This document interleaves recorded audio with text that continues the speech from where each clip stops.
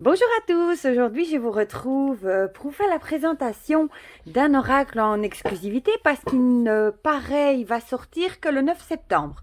Donc j'ai eu la chance de le recevoir de la part d'Isabelle des éditions Vega, donc chez Très Daniel. Hein. C'est l'oracle des esprits de l'entremonde de Laura Tempest Sakroff, j'ai sûrement très mal dit. C'est un oracle que j'avais mis dans mon panier en plus parce que je vous avoue que la boîte avec l'univers comme ça magique, le champignon et tout ça, la couleur, enfin je sais pas, c'était un oracle qui m'avait attiré. Donc quand je l'ai reçu dans ma boîte aux lettres ce matin, j'étais trop contente. Et je me suis dit que j'allais vite vous le présenter comme ça, si jamais il vous plaît, vous pouvez déjà vous le précommander. Et il y en a peut-être qui ont déjà craqué aussi comme moi sur la couverture et comme sur la Fnac, Amazon et tout ça, on voit rarement des cartes. Ils mettent toujours des photos des boîtes, mais rarement des cartes ces temps-ci. Donc comme ça, vous verrez les cartes et vous verrez du coup s'il vous plaît ou pas. Voilà, je vais arrêter de blablater. Donc il arrive dans une belle boîte en dur, hein, du coup. Alors, on va lire ensemble ce qui est écrit au dos. Inspiré de la sorcellerie traditionnelle moderne, cet oracle, illustré par les magnifiques peintures de l'auteur Laura Tempest Zakroff, vous connectera à cette sagesse ancestrale, mais toujours actuelle. Il vous mettra en contact avec le monde spirituel et avec les énergies de transformation qui sont en vous. L'entremonde est le passage entre les mondes physiques et le royaume des mystères. C'est un lieu de transition, la porte qui ouvre sur les perceptions métaphysiques, à la limite du connu. Les cartes vous amèneront dans cet espace insaisissable à la rencontre des esprits qui font le lien entre les mondes, ouvrant la porte sur l'art de la sorcellerie traditionnelle et de la magie éternelle. Vous pouvez utiliser cet oracle pour communiquer avec les esprits, pour méditer, comme outil pour lancer des sortilèges qui influent sur le cours des choses, comme aider sur votre chemin ou comme un système de divination. Donc ce coffret contient un livre en couleur de 184 pages, 42 cartes magnifiques et un sac satiné. Ça n'a pas l'air d'être un sac satiné, ça avait plutôt l'air d'être un sac en coton bleu. Mais bon, ici vous voyez déjà quelques cartes. Hein. Et il est au prix de 27 €. Donc je vous rappelle, il sort le 9 septembre dans toutes les librairies, Amazon, la Fnac, etc. etc. Donc l'intérieur de la boîte est dans les tons jaunes. Voilà, s'il veut bien me faire le focus. Voilà. Je lui en demande trop. Donc ici, comme vous voyez, c'est pas un pochon satiné, mais c'est plutôt en coton bleu. J'aime mieux d'ailleurs, ça change. C'est plus original. L'intérieur de la boîte est jaune également. Et alors, on a le livret. J'aime déjà beaucoup la couverture. Je vais mettre le sac de cartes ici. Voilà. Je le trouve très très joli également. Voilà. Donc c'est un fameux book. Hein. Avec un chaudron, j'adore, évidemment. Alors, on va déjà regarder le guidebook ensemble, hein, du coup. Voilà. On a le sommaire avec bienvenue, comment travailler avec cet oracle, ici plusieurs choses. Puis les cartes, les rites, elles sont elles sont en plusieurs catégories, voilà, réparties, c'est le mot que je cherchais. En plusieurs catégories, on a la catégorie des rites, la catégorie des lieux, des arbres, des herbes, créatures à écailles qui ondulent et qui nagent, créatures à ailes, créatures à fourrure et artefacts. Voilà. Et la petite dernière ici, toute seule, le champignon. C'est la même que celle de la boîte, il me semble. Puis on a une conclusion. Alors ici, une petite introduction, hein. Voilà, où elle va nous expliquer d'où lui est venue la création du jeu, comment travailler avec ce jeu du coup. Et ici, elle va nous parler des différents groupes de cartes que je viens de vous énumérer. Hein. Les cartes hors jeu, les cartes de rites, de lieux, des arbres, des herbes. Les créatures à écailles qui ont du lait qui nage, à ailes, à fourrure, et un petit paragraphe, bon je ne vais pas tout vous lire, ça prendrait du temps. Les artefacts, comment se servir de l'oracle pour communiquer avec les esprits. Donc là c'est vraiment pour faire du spiritisme, hein. C'est rare qu'on en parle dans les livrets d'ailleurs. Voilà, bon ça vous explique comment procéder. Hein. Tirage d'une seule carte pour la divination ou la méditation. Divination avec un tirage en 3 cartes. Ici, avec un tirage en 5 cartes, comme la boussole. Voilà. L'art des sortilèges et l'oracle. Là, c'est si vous voulez utiliser les cartes pour faire des sortilèges, de la magie. L'oracle comme guide pour construire son chemin. Et alors ici les cartes, regardez-moi ça, c'est le fameux champignon de la boîte. On retrouve la représentation donc ici en pleine page en couleur. Le titre de la carte, un petit texte d'introduction, le message en plusieurs points et alors une petite page de notes. Voilà, et ça pour chaque carte, et vous voyez, c'est des couleurs différentes. C'est super joli, vraiment. Une conclusion. Voilà, d'autres ouvrages pour aller plus loin. Bon, ils sont en anglais.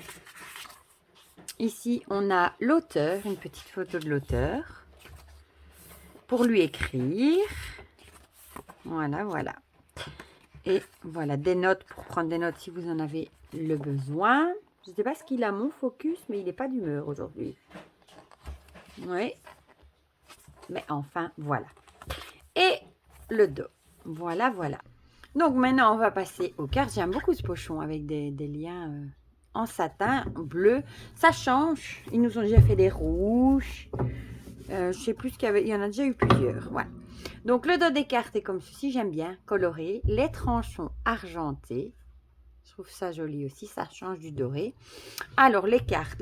Bah, taille oracle normale. Assez grande quand même.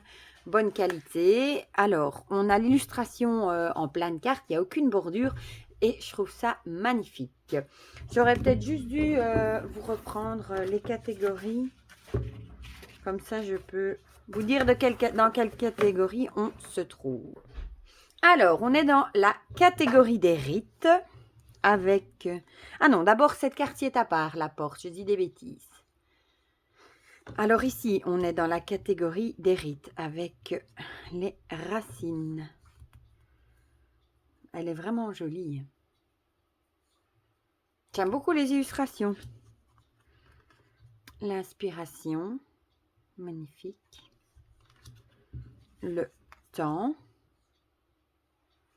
Et toutes les phases de la lune, elles sont belles. Et l'environnement. Je vous avoue que il y en a quelques-unes, mais c'est surtout évidemment ceux des animaux que j'aime beaucoup. Hein. Les lieux avec l'étoile, magnifique, vraiment. L'océan, très très belle aussi. Ah oui, vraiment. Oh, la forêt, magnifique aussi. J'adore les couleurs. Donc, ça c'est tiré des illustrations, du coup. Le désert de l'artiste. La grotte. Le cimetière. Oh, ben ça va, je m'attendais à quelque chose de plus noir, plus sombre pour un cimetière. Ça va, je trouve. Ensuite, on a les arbres avec le chêne, magnifique. J'aime beaucoup, moi. Vous me direz si vous aimez les illustrations. Le cèdre.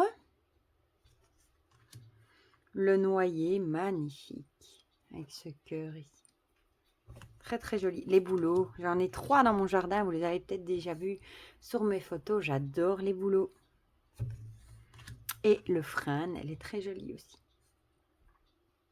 Ensuite, on passe à la catégorie des herbes avec la rue. Ça, je connais moins.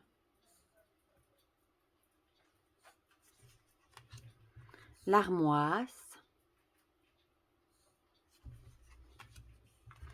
Oh, la belladone, elle est très très jolie aussi. La mandragore.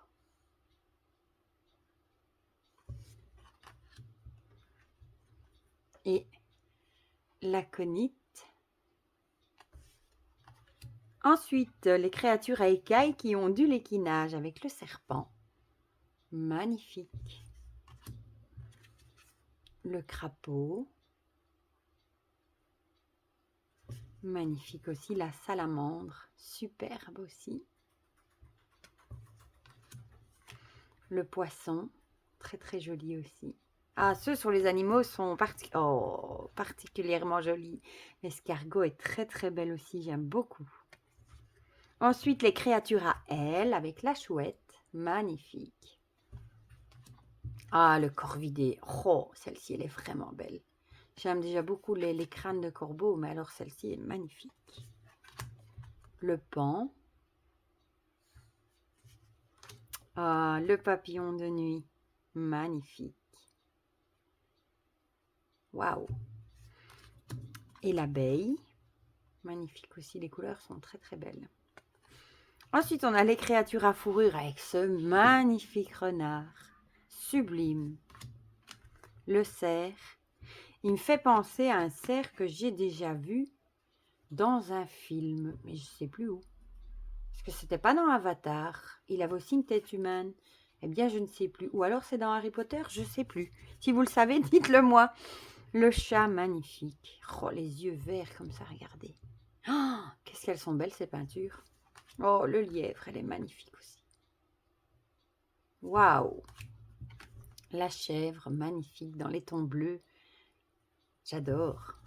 Ensuite, on a les artefacts avec les cristals, le cristal plutôt. Le métal. L'argile. La fibre. Les os. Et oh, la petite carte encore à part, dans hors catégorie, celle de la boîte, le champignon. Voilà, voilà. Oh mon Dieu, je suis vraiment amoureuse des illustrations. Vous allez me dire, je dis toujours la même chose. Mais c'est vrai. On va les mélanger, on va en tirer une. Comme ça, j'y vais aller vous lire. Oh mince, l'appli. Le message qui a... Bon, je vais prendre celle-là du coup. Ah bah tiens, le cimetière. Fallait que je dise qu'elle n'était pas trop... Hein. Bon, du coup, comme il n'y a pas de numéro, il faut aller se référer plutôt au sommaire pour aller voir le message. Voilà, je vais vous le lire, comme ça vous aurez une idée. Je vais mettre la carte ici, voilà. Alors, le cimetière. Le cimetière est un lieu de mémoire, un monument pour ceux qui sont venus avant nous, un rappel pour ceux qui viennent après. Son lien avec la mort n'est pas quelque chose dont il faut avoir peur, mais quelque chose à pleinement accueillir. La mort est une transition, pas une fin. L'espace sacré du cimetière nous offre un terrain où se vit une rencontre entre le lieu et l'esprit. Alors, le message de la carte. Au milieu des pierres tombales, on peut danser avec les morts, avec les proches de l'autre monde et les esprits du lieu si l'on ose. Mais nous devons faire attention à ne pas perdre la trace de notre chemin, ni lâcher nos liens avec ce royaume terrestre, car il n'est pas encore temps pour nous de le quitter. Voyez-vous les collines? Ce n'est pas simplement de la terre. Elles sont faites des ossements de nos ancêtres. Honorez-les en suivant votre chemin avec la connaissance de votre pouvoir et son respect.